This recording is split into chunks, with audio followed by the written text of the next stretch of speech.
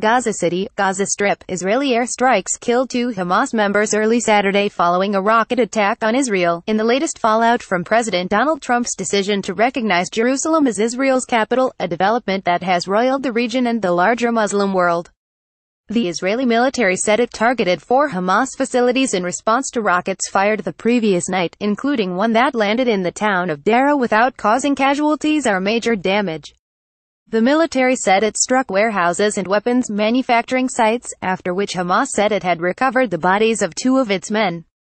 Israel considers Hamas responsible for all rocket fire emanating from Gaza, which is home to other armed groups. Some residents of Sderot and other border towns spent the night in shelters, fearful of a resumption of rocket attacks from Gaza that have led to 3 Israel-Hamas wars over the past decade. Protests and demonstrations continued across the West Bank and Gaza on Saturday on the third and final so-called Palestinian Day of Rage, following Trump's announcement. The military said there were clashes in some 20 locations. In Bethlehem, Palestinians hurled stones at Israeli troops, who responded with tear gas, rubber bullets and stun grenades. The Israeli military said some 600 Palestinians were throwing firebombs and rolling burning tires toward Israeli forces. It said it dispersed the crowds and arrested 1 rioter. Along the border with the Gaza Strip, some 450 Palestinians clashed with Israeli troops at 8 main locations. About 20 were lightly wounded. Some 4,000 demonstrators gathered in Gaza City and demonstrations resumed in Pakistan, Turkey and elsewhere across the Muslim world as well. In Jerusalem, police forces, some on horseback, scuffled with protesters near the Old City and arrested 6 people who were involved in what they called an illegal protest. 2 policemen were injured. President Trump cannot take what he doesn't have, said Suhair Dana, one of the protesters from East Jerusalem. Israel has mobilized troops in case further violence breaks out. The clashes in the West Bank and East Jerusalem have yet to claim lives or spiral into the kind of violence some had feared following Trump's move.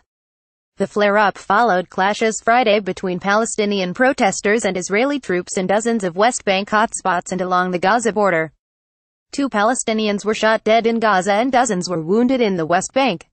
In Jerusalem, Friday prayers at Islam's third holiest site dispersed largely without incident. Large crowds of worshippers across the Muslim world staged anti-US marches Friday, some stomping on posters of Trump or burning American flags. Trump's announcement on Jerusalem, and his intention to move the U.S.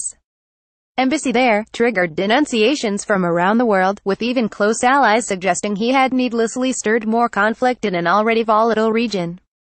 The status of the city lies at the core of the Israel-Palestinians conflict, and Trump's move was widely perceived as siding with Israel.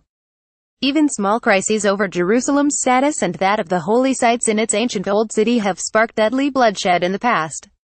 Palestinian President Mahmoud Abbas' Fatah movement and other groups have called for mass protests while its rival, the Gaza-based Islamic militant group Hamas, is calling for a third violent uprising against Israel, though such appeals have largely fizzled as Palestinians have become disillusioned with their leaders.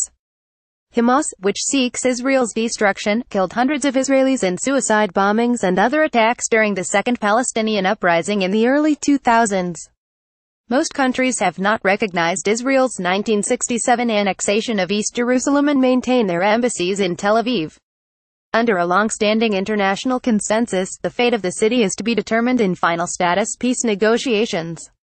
Israel says it hopes others will follow Trump's lead, but the United States found itself alone in the UN Security Council on Friday, fielding criticism from the other 14 members over the proposed move.